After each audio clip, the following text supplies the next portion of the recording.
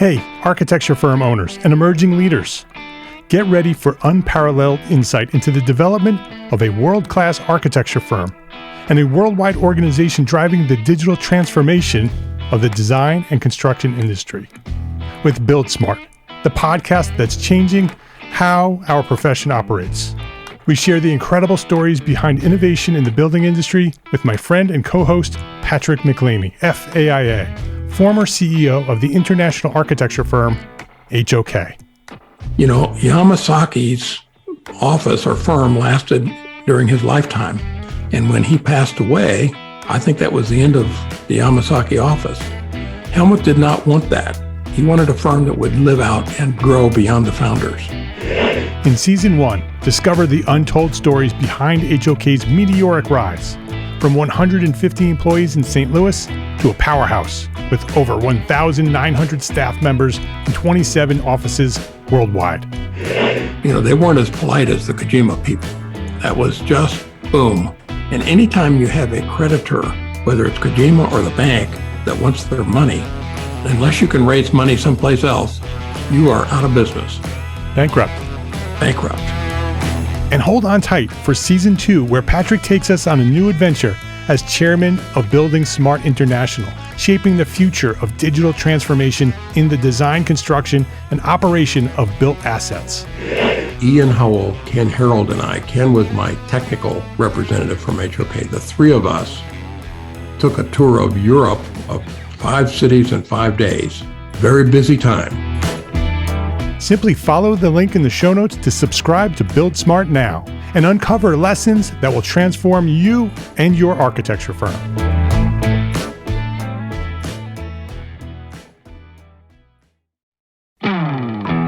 Hey, architecture firm owners and emerging leaders.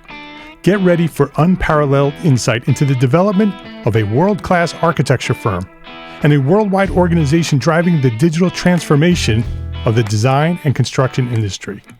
With Build Smart, the podcast that's changing how our profession operates. We share the incredible stories behind innovation in the building industry with my friend and co-host, Patrick McLamey, FAIA, former CEO of the international architecture firm, HOK. You know, Yamasaki's office or firm lasted during his lifetime.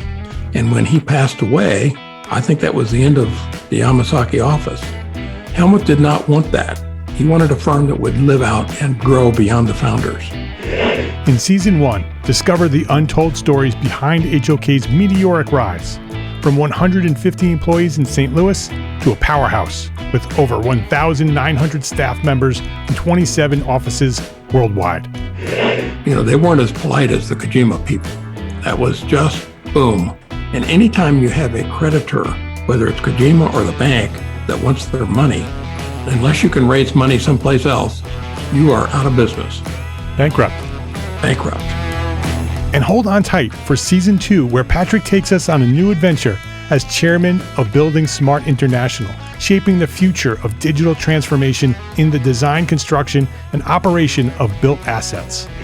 Ian Howell, Ken Harold, and I, Ken was my technical representative from HOK. The three of us took a tour of Europe of 5 cities in 5 days. Very busy time. Simply follow the link in the show notes to subscribe to Build Smart now and uncover lessons that will transform you and your architecture firm.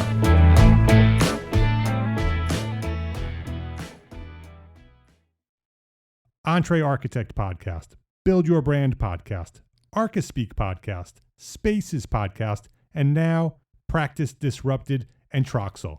All your favorite podcasts in one place. GableMedia.com. That's GABL media.com. Go listen and subscribe right now.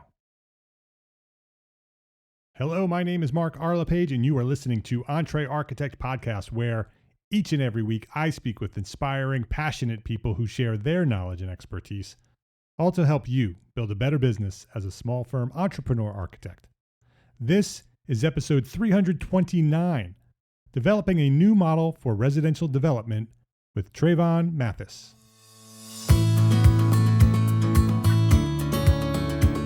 This episode of Entree Architect Podcast is supported by our platform sponsors, Gusto, Easy online payroll, benefits, and HR built for modern small businesses like ours.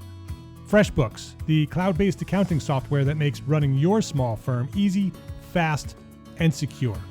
And ARCAT, the online resource delivering quality building material information, CAD details, BIM specifications, and much more at arcat.com. Trayvon Mathis, welcome to Entre Architect Podcast. Hey, how's it going? Thanks for having me. Good to be here. Yeah, it's great to have you here. Trayvon Mathis is an architectural designer and contractor based in Toledo, Ohio. Let me read his bio from his LinkedIn because I think that shares a little bit about who he is and give you some idea of where he's coming from. And I love it. My background is in architectural design, and that is where my heart is. But I'm more than just a designer. I hope that my work can become integral part of everyday life for people who are affected by it. I hope to empower, enrich, and celebrate the things that make life worth living. That's my calling as a designer and the intent of my career. I love that. I love it.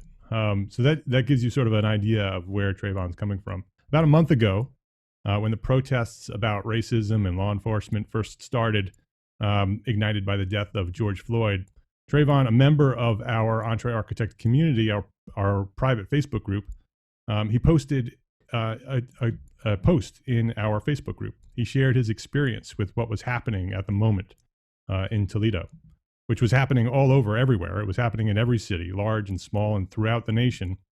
We as a nation are in crisis. His city is in crisis. Our profession is in crisis.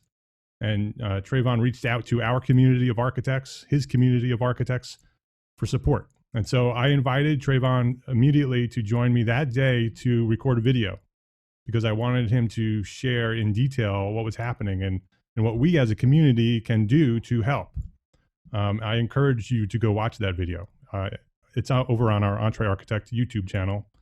Even if you've already watched it, watch it again. We need to remember what's happening at that moment because it's still happening and it will continue to happen until we all come together and work together to solve the problems that we have as a nation. And we have a very long way to go, but that video will be a reminder. It'll be a reminder to all of us in the community that we need to stay focused and work consistently and continuously to fix the problems of racism in America, as well as racism in our profession of architecture. But today I invited Trayvon to join me here at Entre Architect Podcast because I want to know more about him. I want to learn more about him as a designer, as an architectural designer. The video over on YouTube is intended to highlight and record that moment to help us better understand that we can work together and make things better. But today I want to focus on you, Trayvon. I want to, you've been working hard to make the world a better place. And I often say here on the podcast, focus on what you can control, right? And you've been doing that. So I want to share your story today on what's happening with you, on what you've been doing to make an impact on the world, because I think you might be able to inspire us, you, the listener, to take action, take action in your world to make the world a little bit better place. So, Trayvon, I want to start with your origin story, like we do in every episode here. So I'd love for you to go back to what inspired you to pursue architecture and share that story from that moment to where you find yourself today. Well, so a little bit of background. My dad was in the military. He retired from the military, made it very high up. What branch? Just the Army. Army, yep. Anything like that. Yeah. And I enjoyed a mixture of life. So I got to travel. I got to mix cultures. I got to see things from multiple different perspectives growing up. And I started at a very young age. So one thing that my parents kept reinforcing was, what do you want to be when you get older? That's the question. You know, everybody asks their kids that, what do you want to be when you get older? Right. And, you know, as kids, we throw out whatever. You know, we say firefighters. Me personally, I want to be an astronaut, right? Yep. Me too. And I found out that I was afraid of heights. So I was like, maybe not an astronaut, maybe a firefighter. These are years apart, right? So I'm not a firefighter, but a jet pilot, because we lived on an Air Force base. And I was like, yeah, because that's not as high. So, you know, maybe that won't be so bad. Then I was like, nah, high is high. So I'm going to switch. And I said, all right, chemical engineer, right? Because all I knew is I wanted to be in big corporate America. That was the glamorous vision for me, even at 10 and 11. I wanted to be in big corporate America. I wanted to be an executive. And so I was thinking, well, I could be a chemical engineer, and I could be a mad scientist in this corporate world. So mad scientist was a big deal. And right around the time during high school, about my sophomore year, I was boxing at the time, and my boxing coach was really influential in my professional life because he pushed professional development over sports. So in order to box, you had to achieve high grades and think about your career and stuff like that. Well, he got me lined up with my local water treatment plant. And so I shadowed them for a day, and I fell asleep standing up. It was no slight to the chemical engineers out there, but it was not the mad scientist I envisioned. And I was like, definitely not. So one day we were in a boxing camp. We were in San Pierre, Indiana. It's a small city with nothing but vacation homes. These rich bigwig types, they have their vacation homes with an A-frame, glass front, everything on the front. I'm like, hey, coach, how can I get that? He's like, well, you can build it. Well, I took that literally, and that's what started it. So after that, I joined my high school's architecture program. I won all of the regional architecture design competitions. SSOE Group recruited me as a junior in high school. Some of you may know about SSOE Group. Some of you may not. It's one of the larger firms in the country. It's international. And I ultimately went to work for them my freshman year of college. And from there, it's just been a fight to get to that architect level. But in doing that, I kind of, because of my background, first off, I love the design. I found out that I was a designer, that I was a problem solver. And that's what I see us as, problem solvers. Yeah. A lot of people see us as these artsy, big wig types, but I know what we really are. We solve the problem. We are the people that you come to with the abstract issues. I work for engineering firms, structural engineering firms, and mechanical engineering firms. I've worked for them all, and I can see the difference. I would not switch to engineering, even though the money's so good, because the problems that they solve are very static in nature, whereas ours are very much dealing with directly the human condition. Yep. We are the problem solvers of our society. And so I just dug in and I kept digging. High school was a roller coaster, but it was all wins. College was a very up and down experience because I had to work through it. So I was working full-time and school full-time. So I didn't get the live-in studio and college experience that a lot of people got. But there was an entire other faction of people doing the same thing as me. So we bonded together, and we were kind of like rebels, We had to do all this stuff. So we fought hard, and college was tough, but we made it through. And by the end of college, I had actually had 2 kids on the way. And they made me understand that it's now or never to start my own operation. SSOE was the best company I've ever worked for. They were great. They were inclusive. They had projects all over the world. I did big projects. I did small ones. It was great. They didn't tackle the local issues, though. It was more so for corporations, Honda, Toyota. And I wanted to get right down to the mom and pop, to the community level, development level stuff. So I broke off and I started Savan. And that has been a very uphill battle for the last 3 years. I've been doing that. But we built it and it's coming along. My time in Italy, I lived in Italy, I lived in Oklahoma, I lived in Toledo. I traveled all over Europe. I got to see how all of these different societies exist and come together. And now I'm here and I'm looking at our American society, and I can see the influence of how our country developed. I can see the industrialization at its roots from the gridded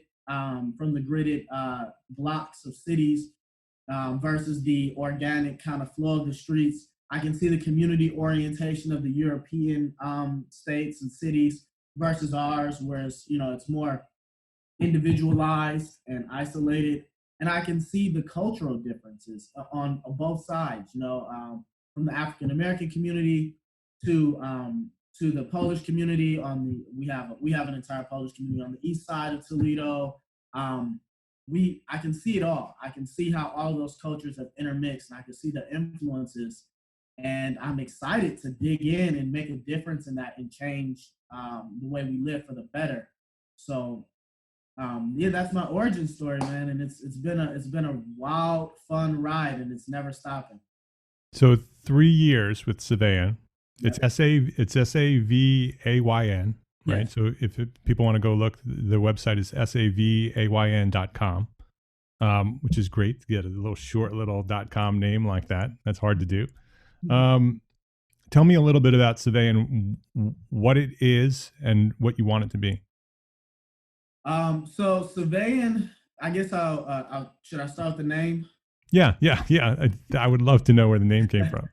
So when I graduated college, I think we all kind of do it. I was thinking about my manifesto. Okay, the thing that was gonna make me the famous architect.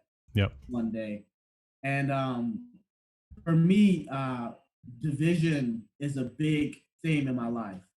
Division, even though I've experienced so many different cultures, the reason I got on here is because the division in the country, the division in the community, it's division is everywhere, and it just doesn't make sense because when we design, we're also divided. There's so many different design things happening, and so I kind of wrote this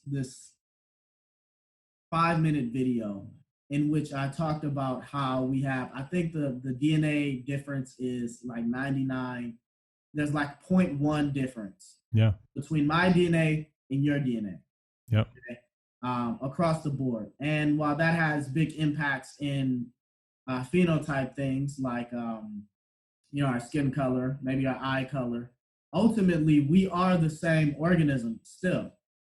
The idea that we have to have a similar environment, there's a common environment that we all thrive in because we're still human beings. We're still the same, or we're still the same species of animal. And with that in mind, if we find that common ground, we should be able to come up with a theme of design that is pleasurable to the majority of the population.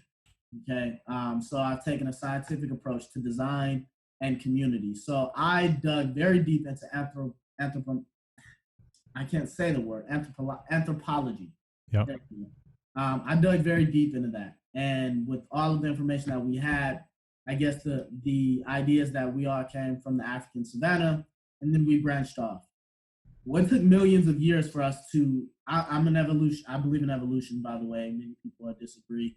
But there's parallels, even if you want to speak biblically or through your religion. But the idea is that we came from a central location and we branched out. It took us millions of years to evolve or arrive at where we say we started from, where we consider ourselves Homo sapiens. So, and then our recorded history is like a little skip of that. It's literally like there's a grain of sand. So we have not had time to evolve enough differences to actually stray from this idea that if we can find that common environment being beneficial for most people. And that's what Savayn means. It means from the savannah. And it's a play on words. It means that we are all similar. We are all of the same kind of human being. There's not very much that separates us. We're all Savayans. So that's where Savayn came from. I love that. Yeah. It's good. It's a long wordy thing. I'm trying to crunch it down, but there's a lot to pack into that, and that's the thing. And as far as our design philosophy goes, we started off as a design group, and we were not architects, so we would contract underneath architects. And I have some phenomenal architects in the area who mentored me and who stood behind me, who let me be underneath them and do this work, obviously according to legal guidelines. Right. And so we start off with design, and then we realize, like, man, we can design all we want, but we still have to get it built, right? And so then we were like, okay, well, maybe we need to take that next step over. So Savan started 3 years ago. We had a good run and we got a lot of clients and stuff, but we couldn't generate the capital that we wanted to make the change that we wanted to make, which I'll get into next. So we jumped over to the contractor side as well. So you started in design. So you would work with people to help design projects, and then work with architects to make those things happen, and then you would hand those off to a contractor and they would build it. Yep. That's originally what was happening. Mm-hmm. Okay. And as architects, you all know the fees behind the construction side is astronomical. You know, while we're fighting for 10% of the construction fee, you know, they're cleaning up the rest. Yeah. And I mean, for good reason. They have a lot of liability going on. There's a lot of stress behind it, but there's a lot left on the table on the other side. So if I could bring those two together, then we can really, with a lot less money, we can bring this vision that I have together. And so let's talk about the vision. Surveying is going to keep evolving. We went from designer to contractor, and we're going to evolve into a family incubator. What does that mean? We have a program we've been trying to push with the city. The city has responded, but we didn't have the resources to move forward fully. But the Savannah Housing Project is our ultimate goal, okay? And you're gonna see hospitals doing this model. Just know, I beat them to it. You invented it. So it's called the Savannah Housing Project? Yep. And so the question asks, what if a lot of the hardships in our individual lives for people trying to start up, get established, a lot of it is because of rent, of just trying to make enough money to live while pursuing happiness. It's a conundrum. It's tough. Someone on minimum wage just can't make it. Okay, They have to go with someone else. Landlords do stand to make a decent profit. There are complications with that, but I figured out a way that landlords can still make money. Landlords being Savan at this time as a developer. We will build these units for people in their different phases of life. So our first house is a 20 by 20 foot, 2-story small unit. It has everything that everyone would need. A single person would need to live in it, maybe a single person with a significant other, no kids yet. You would pay the market value for the rent on that unit, and there would be 3 to a lot because it's smaller, so you have a small community. But that market value rent gets divided. So a portion goes to Savan as the landlords, of course. But then a portion of those profits, because let's say after you take care of your maintenance fee and your taxes on a housing unit, right? The rest can be free and clear profit, you know, if you don't have people servicing these things. But if you do, then that's in the maintenance fee. So you've got this going on, and you've got a margin there for profit. Well, we're gonna sacrifice our profit. We're gonna lead by example. We're gonna cut that profit in half, and we're gonna give it back to the tenants. So the first way, I had a client who wanted us to design hydroponic units. We did. We designed hydroponic trailers and all kinds of hydroponic stuff, and then they didn't pay us. So we took the designs and we said, okay, we have this here. So the first thing would be pay for produce. So on every Monday, that individual in their unit could have enough produce to make it through to the next week. It's not that much money, actually. You know, I tried a vegan lifestyle. I'm not saying these people will be vegans, but I know that you can survive off of a vegan diet if it's balanced. So even if they want to use that with ground beef that they bought, that's one huge requirement for life that's taken care of. And that comes with your rent.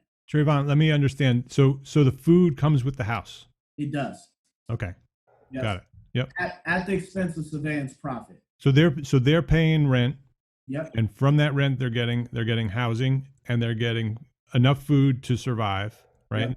They could buy more food if they want, but part of the deal is that they're being, provided some food. Yep. And you're doing that through taking your portion of the rent and redistributing it so it becomes part of the business model. They get food as part of their rent. Yes. Yeah. Okay. Then to further extend that, there's one other thing that we can do, and that is what we call rent return. So if you go to school, if you're going to college, or if you're starting a nonprofit organization, or if you're starting a business, as long as you have those documents and are moving forward and showing progress, we return a percentage of your rent outright. So mind you, we still maintain a small profit margin. It's not a lot. We're not in this for profit, because that's not what Savannah was started for, but we do get some return from it. But the bulk of all these things are paid for by the rent itself. So when you get this rent return, it's supposed to be a 3-year program, because for this first housing unit, the small one, because that's the life cycle of people, right? You graduate college, or you go to college, and you spend 3 or 4 years in there. As soon as you get out, you're ready to have kids. And when you're at that level, we'll have another unit that's bigger. And this becomes a way of life, right? This becomes a different way of life. And so you got this rent return coming back to you. At me starting a business, if I could get $100 back from my rent, that would have bought cards, that would have bought my website, that would have bought my lunches, that would have bought flyers. It would go miles for an entrepreneur starting up. Yeah. So this becomes a way of life. This focusing on the person, the consumer, focusing on the person who's renting. Savannah will become a company that stands behind you. And later I'll talk about how this ties into being an architect, and how you guys can follow suit and still be profitable. But in any event, as we incubate this family then returns by, they pay their normal rent. They're not going to be in school forever, so the rent return goes away. You still make profit off the house. They have a better way of living. There are multiple facets to this plan, but the big thing is making that difference. Is if, as architects, the problem solvers for community, we are community, then things start to look differently. So that's the crux of it, and that's the big end all for Savannah. Savannah will step back from even being just a contractor and become a developer outright. And because we're the contractor and designer now in Toledo, you don't have to be an architect to build houses.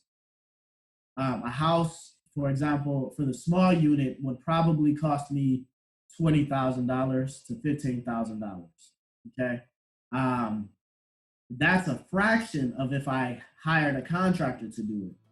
And, so that's how we're going to work it out. We can't have loans weighing down this program. It has to be self-sustaining.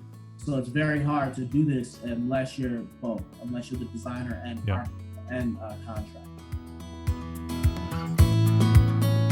Week after week, episode after episode, you hear me talk about some great companies who provide outstanding products and services to help us small firm architects build better businesses. Gusto, FreshBooks, and ARCAT have been dedicated supporters of the EntreArchitect community and this podcast for years. Every episode, I ask you to check them out and thank them for supporting us, because with their support, we've been able to grow this podcast, and in turn, we've been able to grow the EntreArchitect platform, serving the global community of small firm architects like you. So today, I want to stop and thank you, the EntreArchitect community, for supporting them, our loyal platform sponsors. And I want to ask you to make an extra effort this week to connect with each sponsor: Gusto, FreshBooks, and ARCAT. Using the links that I'll share in a minute, you can find their contact forms and thank them. I mean, like literally thank them. Because as the economy shifts and slows, marketing budgets are shrinking. Companies are going to need to choose where they spend their marketing dollars. And we want them to spend them here with us, supporting the EntreArchitect community, So let me take a little bit of time here and share a little bit of information for each sponsor and the link for where you can connect, and then pause this episode right now and connect with each sponsor: Gusto, FreshBooks, and ARCAT. Small businesses across the country love running payroll with Gusto. Gusto automatically files and pays your taxes. It's super easy to use, and you can add benefits and management tools to help take care of your team and keep your business safe. It's loyal, it's modern, and let's face it, we all need some help with our payroll and taxes. Gusto is making it easy so we can focus on being architects. So give Gusto a try for free for 3 months. The link to give Gusto a try is entrearchitect.com/Gusto.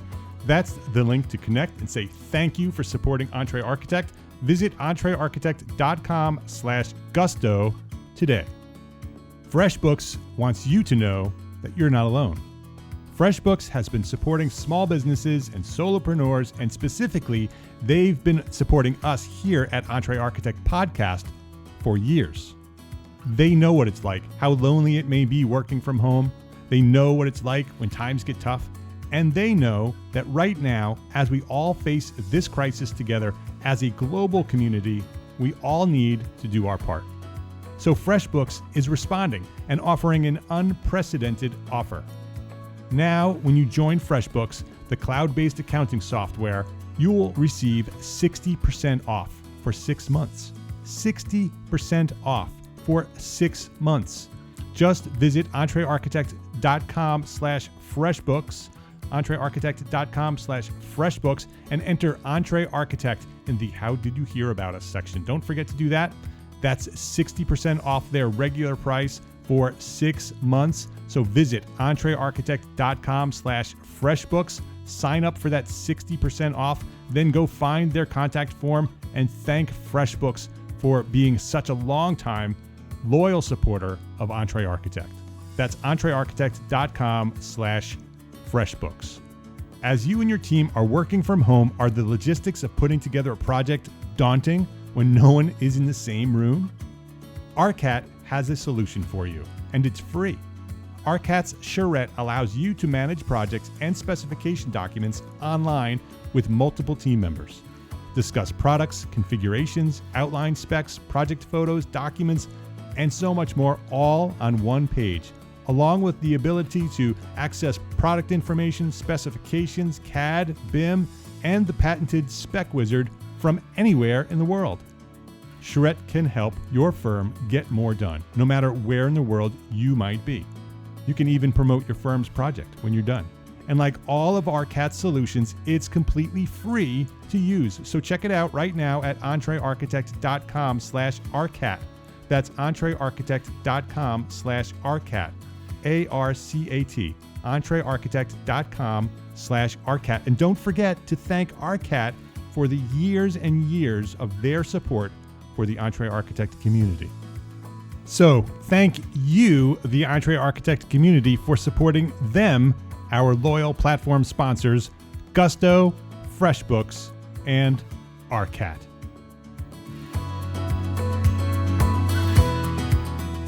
Let's talk about the funding of it. So you said that you don't want the loan because you don't want the debt, right? Right. And so what's your plan for funding it? How do you get that first one built? So we are a full service contracting and design group. So we are taking regular projects just like normal. Whereas say, for example, you as an architect, maybe you have a charity that you donate to, maybe give $1,000, $2,000 a year as a tax shelter or something like that. Not as a tax shelter, but you get the tax. Yeah, donation. Yep. Yeah, a lot of people do it. We'll just do that. So yeah, we'll still have to pay the taxes. So you're going to work as a contractor and a designer, build a strong business there that's profitable. Take the profits from that business and invest in this idea. So just build a fund so that fund grows, and over time you have enough to execute on this project. Right. So there's multiple facets to it. We talked about, for example, food and produce. we can set up our own hydroponics, on one lot, and the tenants take care of it, maybe for more rent return and things like that. That's possible. But to be honest, produce is cheap enough that with very minimal money, I can just buy it from the local market. I can get it from local farmers. It can be organic. We can change the mission of Savant is to change what it means to live and be alive. And with that being said, don't you think that don't you feel the difference in what your life could be if only your landlord thought like this? Yeah. This is very much a philanthropic endeavor. I don't expect people who are very driven for high profits. I don't expect them to adopt this model. That's not what this is about. That's not what it's for. There's room for profit, as much or little as you want to give, but the idea is to start something different. We're in a capitalist society, so the second there's an option like this on the market, and it's big enough, other renting companies and landlords are going to have to follow suit more or less, or else people are just not going to rent from them.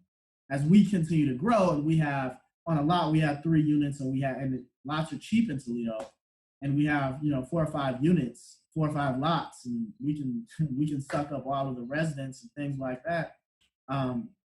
Landlords are going to say, well, okay, hey, we're just as good as them. We also offer produce. We're not going to offer you everything they're offering you, but we also give you produce. So that's the impact that we're trying to have, and we just want to lead by example. I don't come from money.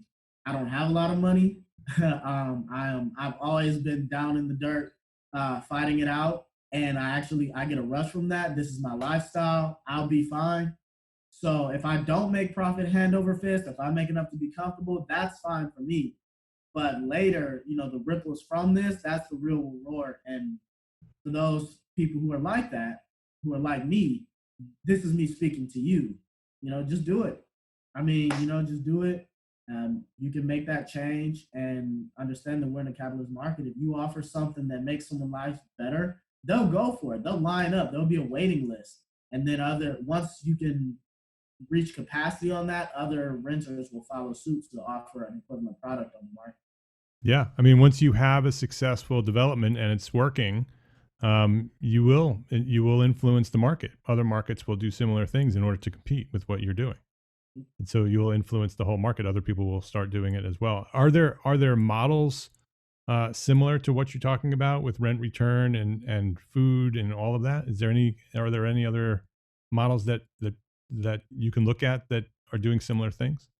I don't know of any that don't mark up the rent as well, because it's very uncommon. Maybe there are some who are nonprofits. I'm not gonna say that there aren't any like this. Yeah, that would likely end up in me being a liar.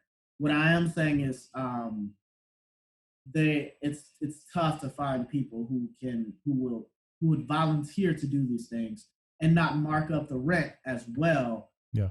Not treat it as an amenity, right? So it's an amenity. So hey, pay an extra $300 a month, and look, now you get free food and you get a gym. And we're saying, as a condition of living, because I'm responsible for your living environment, you're entitled to these things.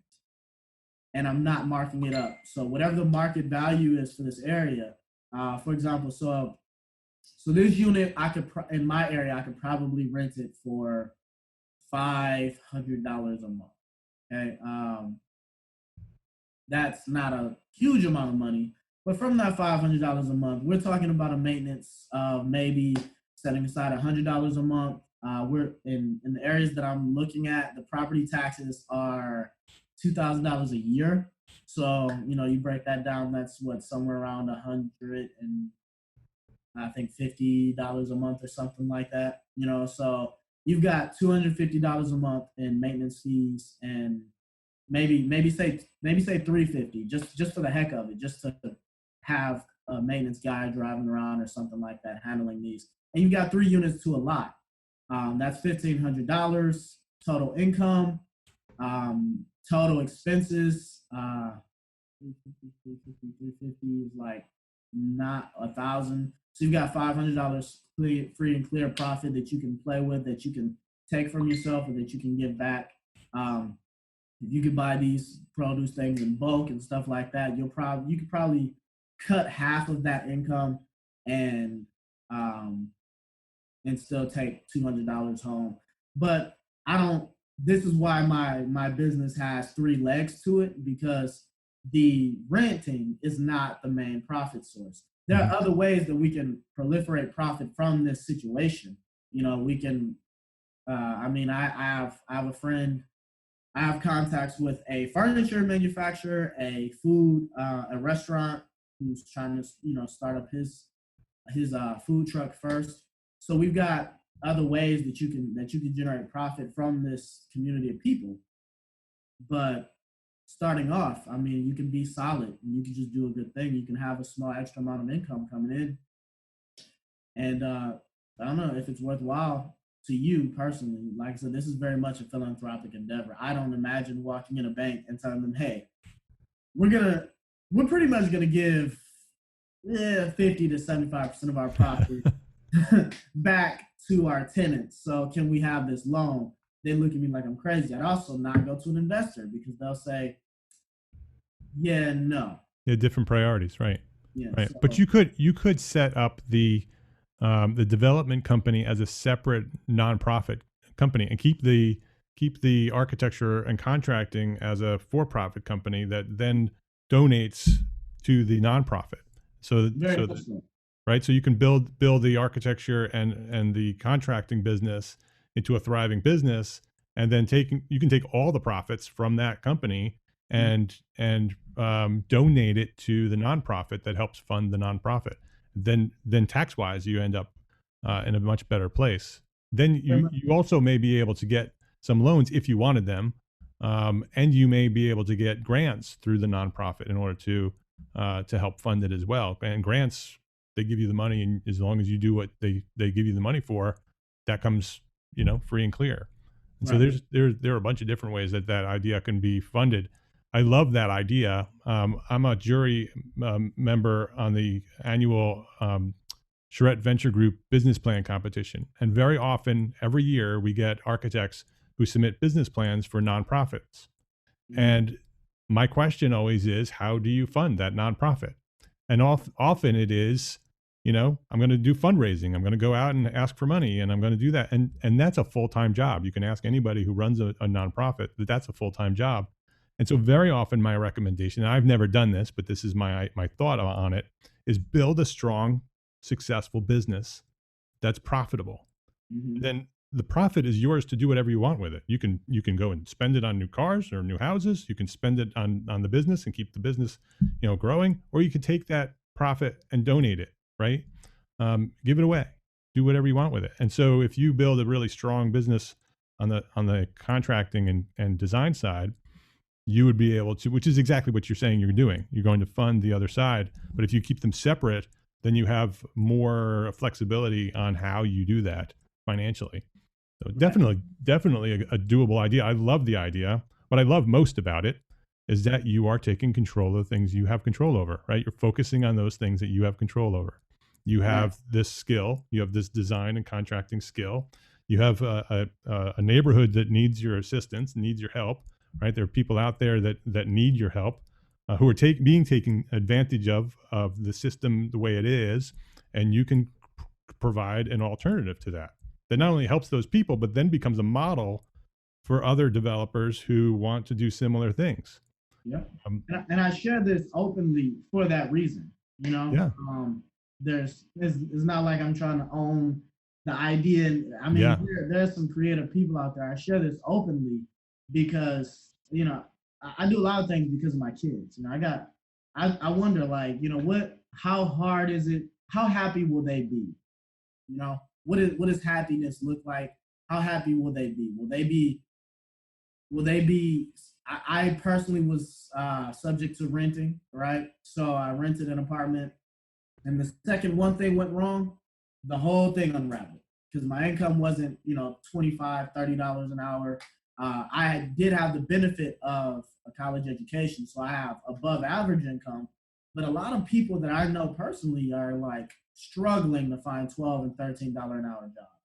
So I wonder, and I'm like, I wonder about the stability of their lifestyle. You know, my car broke down. I've become so versatile for that reason. I can fix my own car, but Yeah. you know, a lot of people can't.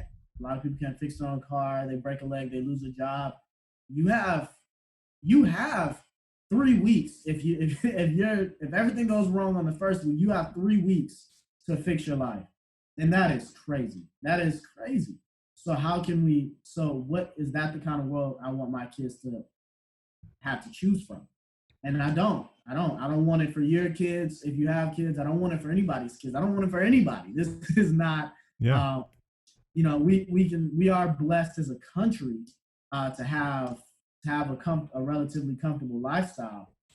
Um, but there's always room for growth, and we can keep pushing that narrative. We can keep pushing how coming together and making it better for the person next to you. You know, because at the end of the day, it's the golden rule. You know, treat people how you want to be treated. I wish there was a program like that I could have joined in. I'd have been so happy. The happiest I've ever been though is actually, believe it or not, not having any static residence.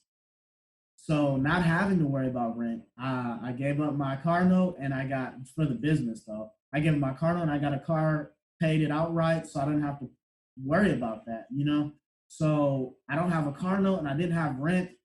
And only thing I had to worry about was maintaining my personal connections with friends and family, eating, and progressing forward to my goal in life. And I wish more people had that experience. I wish rent wasn't such an oppressive situation. And so Savan, we picked that. We targeted that monster, and we're gonna take it down a peg or two. Yeah. I'm inspired by you, Trayvon. I believe that many of the problems we have in our world are because people don't treat other people with respect and care. We don't love one another, right? And we don't see one another as as neighbors, as one on one, right? And the only way all of the problems are going to be fixed in our world is that we do start caring for one another. And what you're doing is exactly that. You're seeing that there's a problem in your neighborhood, and you've taken the skills and your talents and your knowledge, and you've come up with a solution to fix that. And that's what we all need to do. If we all do that, right? If we all look around and say, where are the problems? How do we solve those problems? And we, as a community of architects, that is our mission, right?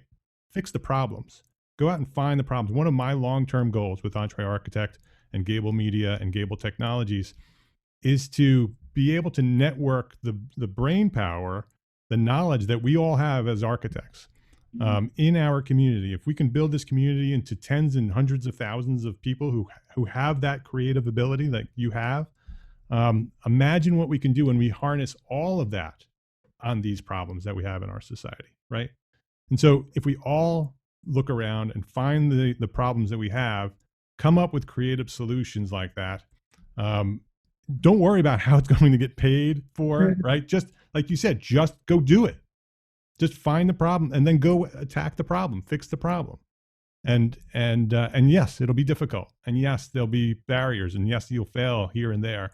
But every time you fail, you learn what not to do, right? And then you can do it a different way. And you just keep going at it until it works. If we all did that, the whole world would be better for sure. It may not solve all the problems, but we'd be in a much better place today. Oh, yeah. And I think this society would shift if we started caring for one another, right? We didn't just walk past the people who needed our help. We stopped and said, "Are you okay?" Right? I truly believe that's, there's a lot of problems that we need to fix. But I really think it starts with ourselves, looking at ourselves and saying, well, how do we fix what we can fix in front of us? Right. And then just keep going, right? Just keep moving forward and making the next thing better. So very inspiring, Trayvon, very inspiring. anybody who's listening who has knowledge in what Trayvon's doing, reach out to him. Reach out to me. I'll get you in touch with him. Reach out to him. He's just Savant. It's Savayan. I said it right the entire time. Savayan.com. It's SAVAYN.com. Connect with Trayvon and say, here's some experience I have. This is, these are some of the things that I've done. You might be able to apply with what you're doing over there. And Trayvon, if there's anything else that I can do to help to get the word out, let me know. Before we wrap things up, I wanted to ask you the one question that I ask everybody here. What is one thing that a small firm architect can do today to build a better business for tomorrow? It's a good question. I think the small firm architect, I think the first thing is outreach and marketing. I have one of my closest mentors has recently branched off from being an employed architect to his own architecture firm. He's great. He's always, when I say he's always stood right behind me, he's always stood right behind me. But he spends so much time working for himself that he doesn't deal with the marketing and the technological side. I read a book called The E-Myth, and this is kind of like, you read it. Good. One of my favorites. Yeah. It's one of my favorites. And actually 2 years ago, I shut Savayan down. I shut it down. Like, all clients, back off. I need to work on this. And I built my business back up from scratch. And to be clear, a lot of these small firm architects are doing light years more money than I am. So I understand I'm standing on words of a more seasoned person myself. But this immediately has helped me come back and start landing projects left and right in both spheres, design and construction. Read the book E-Myth. Get on top of your system and your marketing. If you're having trouble, as most of these firms have one or two people, and I already know you guys, you're sitting there with your Excel spreadsheet and you're tracking your intern's time and you're managing projects from this Excel spreadsheet dashboard that you have. I have one too. I'll throw a company out that can really get you together. It's Gābl Analytics. They're making a dashboard for me. And what is it called? It's called Gābl, G-O-L-E-M. Okay, Analytics. G-O-L-E-M Analytics. And they streamline all that. They give you the whole package. I think that's where most small architecture firms need to start, because managing your people, if you don't have something in place for that, that's another full-time job that you have to deal with. It's either Excel spreadsheet or you're gonna have a dashboard. Reach out to them, let them talk to you. If you reach out to me and need to know more about them, I'll forward you on. I think that's the best thing you can do. If you want better business, take away all the fat from your business, take away the long nights and get your marketing together. Get it out there, come up with a set schedule, maybe 3 ads or something like that. Reach out, get into your community. In another podcast, I told her, you guys are still the rock stars, okay? I heard you say that. Yeah, architects still have weight to throw around. They're just undervalued because we let ourselves be undervalued. We don't make ourselves present in the community enough. What we do are STEM, we do STEM events, stuff like that. But we're not digging deep enough into the community. And you'll find projects will come if you're just there. If you're there at local events, if you're there at your council meetings, speaking on issues that matter to you and stuff like that. I'm an architect and I'm leading this community. This is my community. I'm going to help build it, take control of that. In the past, we were the builders, we were the everything. But we've allowed not we, I'm not an architect yet, but I'm going to say we for the sake of the conversation. We are a community, Trayvon. Right. We've allowed ourselves to be pigeonholed. And that's where you got to stop. If you're a small architecture firm, get out there and be that small architecture firm, tackling those small issues. But you can't do that if you're behind your desk fiddling with an Excel spreadsheet for 3 hours every night, when you could be finishing a project or spending that time in outreach, that's your biggest thing. I personally saw it from the architect I mentioned earlier. All of his clients have come from just being out there. So yeah, I see the influence of the E-Myth Revisited all over you, Trayvon. I see it in the shirt you're wearing. I see it in the logo. I see it in the website. I see it in the way you're talking. It is an excellent book that I have recommended many times in the past. I think not only every architect, absolutely every architect, but every small business owner should read that book. The E-Myth Revisited by Michael Gerber. Trayvon, you are going to be very successful. You are going to, and I know your priorities have shifted since you saw those glass houses. and your priorities are different, but I think that you may not want those houses anymore, but I think you will someday be able to buy many of them. Your heart is in the right place, and you are moving in the right direction. And I believe you are the model that we should be pursuing, that you look around and you build a strong, successful business through marketing and through sales, through understanding financial management, and then apply what you have. That's why I talk about profit, then art. That's exactly what you're doing, Trayvon, is you need to build a profitable business that then, if your art is creating a development that provides food for people and gives money back, then that's your art, right? And so the way that art is funded, the way that art becomes a reality is to build a really strong business on the other side that can help support that. Then you have all the control, right? You have no debt. You have nobody that says that you can't do it, right?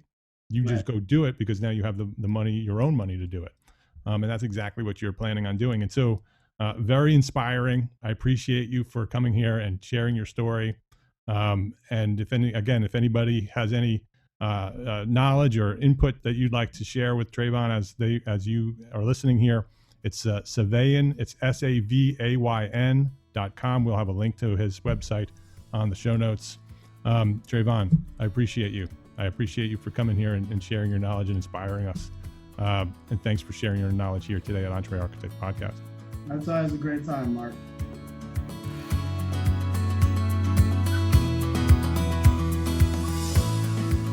You are listening to episode 329 of Entre Architect Podcast. If you would like to access the show notes with all the links of everything that Trayvon and I talked about today, you can visit entrearchitect.com/episode 329. And while you're at it, go share that link with a friend. Just one friend. entrearchitect.com/episode 329. If you have a friend who you think might want to hear this episode, and I think you do, entrearchitect.com/episode 329. Go send that link to your friend right now. If you like this podcast, I ask you to go visit our new home, Gābl Media, at gablemedia.com. Subscribe to this podcast, Entre Architect Podcast, and all of our other Gābl Media shows, including Build Your Brand Podcast, ArchiSpeak Podcast, Spaces Podcast, Practice Disrupted with Evelyn Lee and Janine Chastain, and our newest show, Troxel, Evan Troxel's new show about technology and the future of architecture. They're all there, all your favorite podcasts in one place at Gābl Media. Listen and subscribe today at gablemedia.com. That's GABL media.com. Love, learn, and share what you know. Thank you for listening today. Have a great week.